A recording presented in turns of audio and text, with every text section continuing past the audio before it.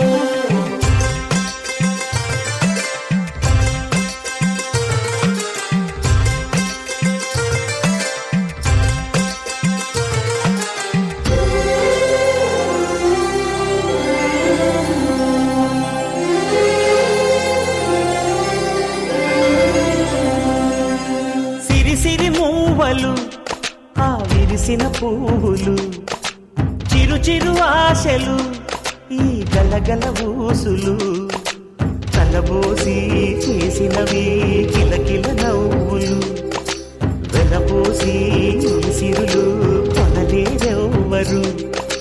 దేవుడే ఆదివి నుండి పంపిన దీవెనలు, ఎప్పుడు ఈ కోవెలలో వెలిగే దీపాలు. సిరి మౌవలు, ఆ విరిసిన పువ్వులు, చిరు చిరు ఆశలు, ఈ గలగల ఊసులు.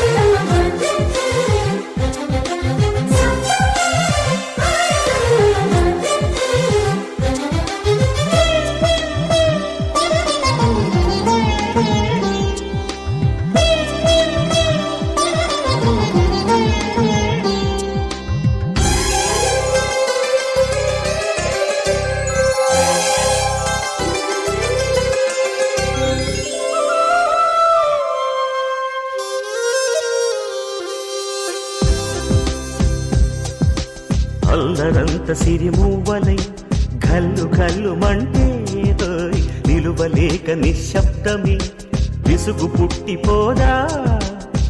సంతోషం కూడా తనకి చిరునామా అవ్వాలని కన్నీరు చేరుకుంది. తెగ నవ్వే మన కళ్ళని ఈ మణికాంతి వెలుగుతూ ఉంటే, ఈ మణికాంతి వెలుగుతూ ఉంటే చీకటి రాదే కన్నులకెదురుగా. సిరి సిరి మూవలు, ఆ విరిసిన పువ్వులు, చిరు చిరు ఆశలు, ఈ గలగల ఊసులు, కల విరబోసి చేసినవి కిలకిల నవ్వులు, వెలపోసి సిరులు కొనలేరెవ్వరు. దేవుడే ఆదివి నుండి పంపిన దీవెనలు, ఎప్పుడు ఈ కోవెలలో వెలిగే దీపాలు. కాలనేమినిః వీరః శూరः శౌర్యజనేశ్వరः త్రిలోకాత్మా త్రిలోకేశः కేశవः కేశ్యా హరిः కామదేవः కామపాలः కామీకాంతకృతాగమः అనిర్దేశ్యోపవిష్ణుః వీరోऽనంతో ధనంజయः బ్రహ్మణ్యో బ్రహ్మకృత్ బ్రహ్మ బ్రహ్మ బ్రహ్మవివర్ధనः బ్రహ్మవిద్బ్రాహ్మణో బ్రహ్మీ బ్రహ్మజ్ఞో బ్రాహ్మణప్రియः మహాక్రమో మహాకర్మ మహాతేజः మహోరగः.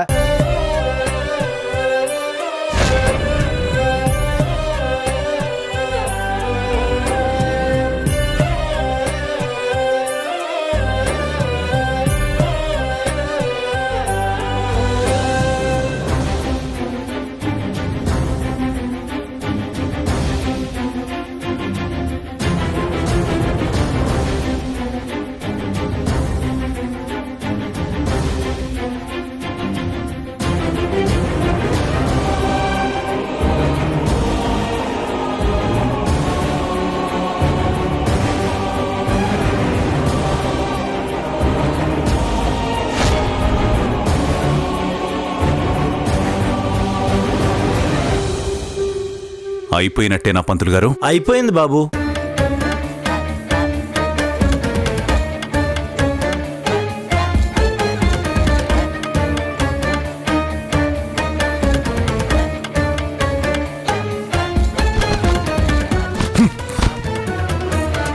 ఏంటి నాన్న ఇది?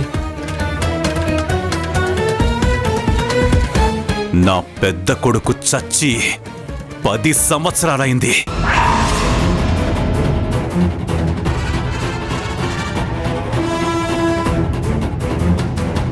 నాన్న, అన్నయ్య చనిపోలేదు.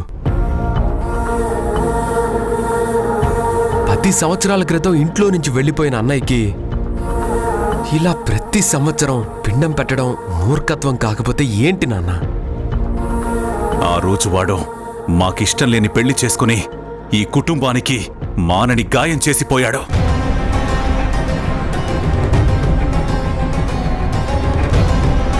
అప్పుడే వాడు నా దృష్టిలో చచ్చిపోయినట్టు లెక్క. ఎందుకు నాన్న అంత ద్వేషం? అమ్మని చూడండి, ఎంత బాధపడుతుందో. నువ్వు మీ అమ్మ బాధనే చూస్తున్నావు.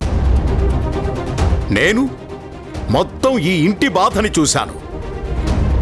ఆ రోజు నేను ఏం కోల్పోయానో నీకు తెలుసా? వాడి వల్ల ఈ ఇంట్లో రగిలిన చితిమంటలను మా కన్నీళ్లు ఆర్పలేకపోయాయి, ఇంకా రగులుతూనే ఉన్నాయి.